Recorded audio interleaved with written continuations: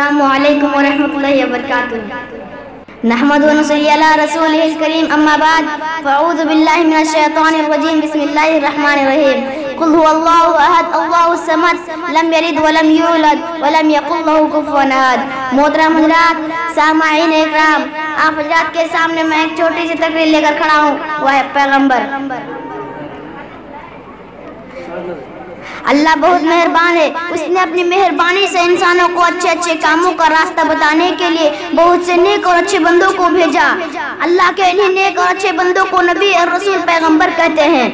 यह सब इंसान थे और अच्छे सच्चे लोग थे।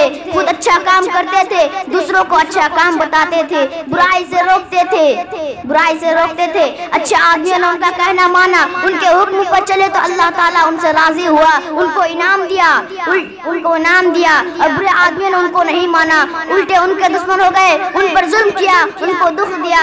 ऐसे जालिमों पर अल्लाह का आज़ाब आया और वह तबाह हो गया।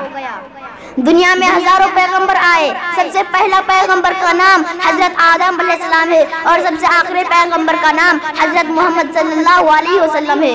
उनके बाद ना कोई पैगंबर आया है और ना अब कभी आएगा। हमारे रसूल सल्लल्लाहु अलैहि वसल्लम आखिरी पैगंबर है।